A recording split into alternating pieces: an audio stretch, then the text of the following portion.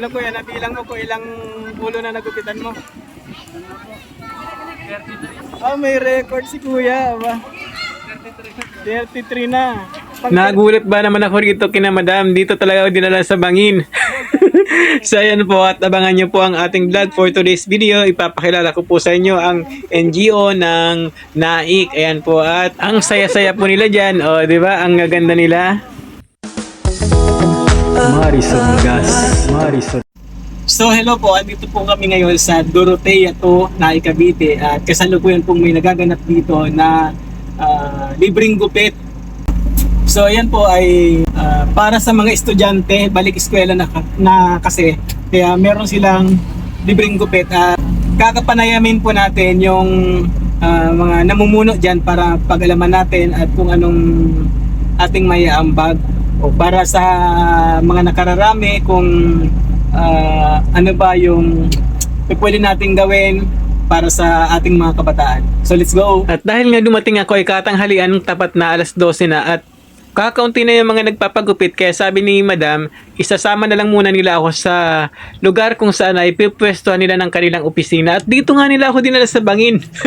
Nagulat ako. Yan daw kasi ay libre lang at galing daw yan sa ating butihing mayor kaya naman tara kapanayamin natin sila para mas maalaman natin ang kanilang mga pinaglalaban sa buhay. Pinaglalaban sa buhay. So ayan mga pwede nandito kami ngayon sa Dorotea to at kakapanayamin natin yung president ng NGO rito sa NAIC para mapag-alaman natin yung kanilang mga plano o mga naitutulong dito sa ating mga kababayan ng NAIC.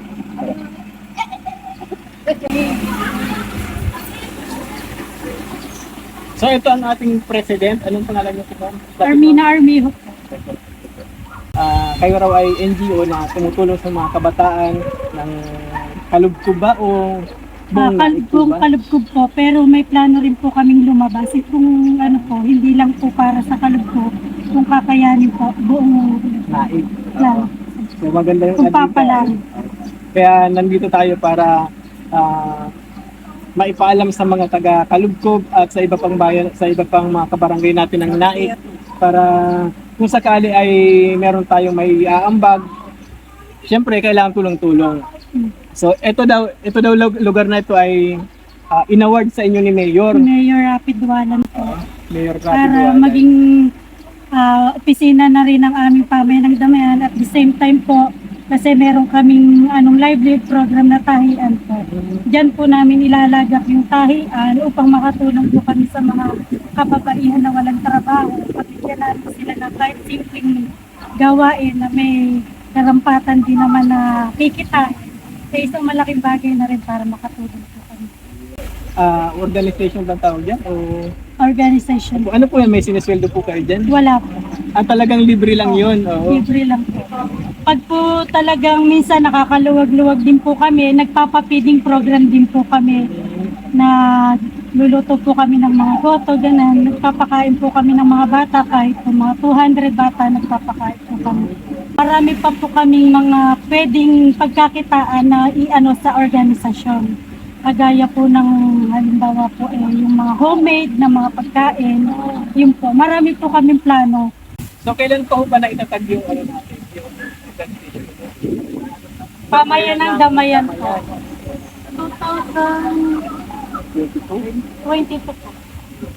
2022. So ayan, sa ngayon po ay meron silang nagaganap na libre. Libreng gupit. Malikik. Eskwela, libreng gupit.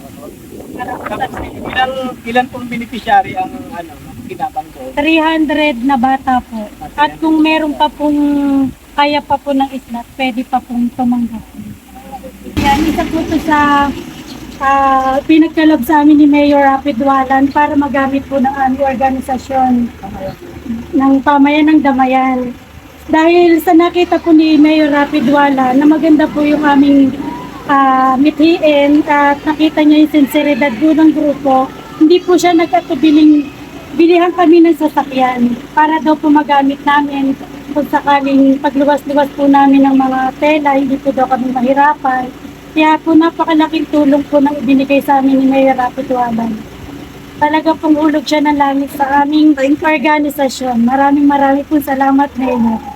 Oh, mga kababayan, hindi ko po sinasabi na pinopromote ko si Mayor Rapi ha. Mag-i-election na po ngayon. Wala pong kinalaman ito diyan. Ito po ay napag-usapan lang namin dahil natuwa lang sila at nais lang naman nilang ipagpasalamat na merong sa kanilang tumutulong at meron din po daw mga individual na tumutulong daw sa kanila kaya naman nagagawa nila ang ganitong uri ng tulong para sa ating mga kabataan dahil sabi nga ang kabataan ay pag-asa ng bayan. At dahil nga may inasikaso pa ako, kaya naman pagbalik ko rito nasa alas 2:30 na yan at kakaunti na ulit ang mga bata dyan dahil nagsipag-uwian na daw dahil tapos na magupitan. So yan, eto na lang ang tiyagaan natin na mabidyohan at makapanayam ang ibang mga bata na nagpapagupit. Ayun, tapos na. Anong grade mo, Toy? Grade 3. Okay, grade 3. Kuya, ano, pagod na? Sakto lang. Nakakailang ulo ka na? Hindi masabi, hindi bilang. Ay, hindi mo na binilang. Okay. Ano yan? Libre lang yan? O... Libre, dito, libre lang dito. Pero yung serbisyo nyo, merong bibigay sa ano? Meron din. Anong pangalan mo, Toy? Ano? Jayron. Jayron. Anong grade mo? Grade 2. Yan, okay. Ginagalingan mo ba sa school? Next. Ano kuya, nabilang mo ko ilang ulo na nagupitan mo? 33. Oh, may record si kuya. Aba. 33 na. Pang 33 ngayon. Ano, per ulo ba bayad sa'yo? Basta parang konsuelo lang. Pang-konsuelo. Ba't ka pumayag na na magupit ng libre dito sa mga bata? Wala pa naman po masyadong ano sa shop eh. Customer. Bagyo, matumat. Pero may usapan kayo ng ano ng NGO na ano kung magkano ang bibigay sa inyo maghapon? Magkano? 1.5. Pwede. Pwede na. Okay. Thank you. Ano pangalan mo kuya? Giancarlo. Pakita mo ang kapugian mo. Si Giancarlo. Saan ang pwesto mo? Bronzeville po. Sa Bronzeville. Okay. Diyan. Sarili mo yung pwestong yun? Hindi po. Nag-ano ka lang, nagugupit ka lang. Namumursyento. Giancarlo. Okay. Ito si kuya. Kuya, kumusta? Pang ilang ulo na yan? Pang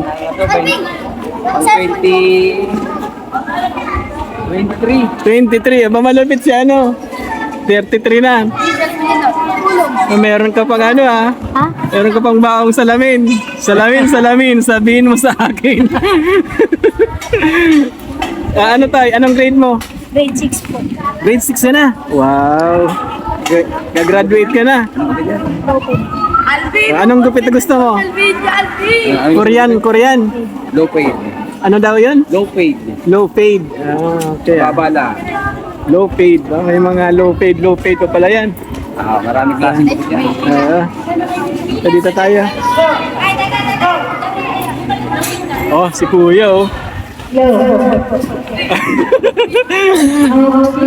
Ay, kulay. Anong grade mo na kuya? High school ka na o elementary? High school ka. Anong year ka na? Anong grade? Ha? 7. Grade 7. Okay. So, okay. Nakailang gupit ka na kuya? Pang 28 po to, pang 28. 28. Okay. So, anong oras ka nag-start? Mula pa kanina umaga? Apo. Sabay-sabay kayong apat? Apo, alas 8. Alas 8 sabay-sabay. Yung isa 23, ikaw 28. Tapos si kuya 33. Ba, mas malupit si kuya. Yung isa hindi niya kabisado kung ilan. Pero yung bayad pare-pares lang kayo. 1.5 din sa'yo. Ayun. Okay. So yun, makakita nyo mga mga kababayan, makikita nyo ang dami pa ritong batang nakapila na magpapagupit. Ayan, mga elementary yan. Mga taga Kalugkob.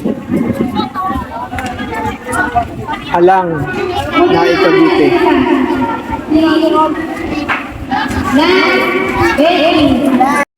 So ayan, kung mapapansin nyo po, nagtatawag sila dyan ng mga bata, ng mga estudyanteng nagpalista dahil yan pala ay mga nagpa-reserve dyan at sila ay 300 katao ang pwedeng magpa-reserve dyan na magpapagupit ng libre lang. Sila ay hinahatid, sinusundo ng kanilang service para hindi naman na nga mamamasahe pa yung mga estudyante. So ito, kaya swerte ng mga nagpa-reserve na yan. At kung meron pa ng oras na pwede pang makapaggupit sa mga walk-in ay magugupit pa rin naman daw sila. Kuya, pangilan mo na yan, kuya. Pangilan mo na yan. 30. 30. Ba, ikaw pala pumapangalawa doon sa kay ano. Ano pangalan mo, kuya? Tata. Ha? Tata. Tata. Saan ka gugupit? Bronzeville po. Bronzeville din. Isa lang yung ano nyo, pwesto niyo ni ano. Katabi. Magkatabi kayo. Ayun. So ayan, naisipan kong ipakuha ang kanilang mga pangalan at kung ilan ang kanilang nagupitan dahil sabay-sabay lang naman silang nagsimula pero mas may maraming nakagupit sa kanila. Syempre para ma-shoutout na rin natin at kung saan sila naggugupit. So pag... Gar! Ate Zara! So, ibig sabihin, pag dito kayo nakapila, gusto nyo kay kuya magpagupit, tama ba? Dito, gusto niya. Ganun ba yon? Gusto niya rito kay kuya! Ba't mas maraming pila rito? Yan natin, yan natin. Pambata natin, dinikit lang po nila. Dinikit lang. Yun nga po, ang pamayan ng Damayan ay lubos din po nagpapasalamat kay Mama Sinta Rimulya tsaka po kay Vice Mayor Jundualan. Sila po yung may mga gininto ang loob na handa po talaga sumuporta para sa aming organisasyon. Kapag lumapit po kami sa kanila, hindi po sila nagdadalawang isip na magbigay po ng tulong para sa aming organisasyon. Dahil po nga sa nakikita naman po din nila na maganda po yung hangarin ng aming pamayan ng organisasyon namin na Pamayan ng Damayan Association. Kaya po, yun po, marami pong salamat kay Mama Sinta, kay Vice Mayor Jundualan at kay Mayor Rapidwalan at sa mga tao pong marami pong mga tumutulong sa amin na hindi ko na po isa-isahin pero marami po sila na may mga mabubuting loob na handa po kami supportahan. Pwede rin po kayo manawagan kung ano pa yung ano nyo. Yun po, kung sakali po na may mga gusto po na magbigay po sa amin ng tulong para po mapaunlad po namin ang aming organisasyon, yun po ay aming lubos po namin tatanggapin at lubos po namin tatanawin ang utang na loob dahil ang aming pong adikain ay ang makatulong po sa aming pamayanan at pumapalago po ang aming organisasyon para po marami pa po kaming natulungan na mga kababaihan po na walang trabaho sa pamagitan po ng pananahe at hindi lang din nga po doon tumitigil yung aming organisasyon. Umahanap pa po kami ng iba pa pong pwedeng pagkakitaan na alam po namin na kung ano po yung pwede pang maibigay na tulong para sa aming mga nasasakop. So, ginanap po namin ngayon ang aming Balik Eskwela Libreng Gupit. Ito po ay sa pamagitan po ng amin lamang solicitation. Kaya po nagpapasalamat po kami sa mga nagbigay po ng tulong na may sakatuparan po ang event na ito na naging successful naman po at mahigit 300 na bata po ang ating pumugupitan. At bukod po doon, meron pa po sila kaming binibigay na pagkatapos ng gupitan ay mayroon pa po silang merienda. Ako po si Armina Armijo, ako po ang presidente ng Pamayan ng Damayan. Nagpapasalamat po akong lubos sa lahat po ng taong tumulong at sa mga tutulong pa po.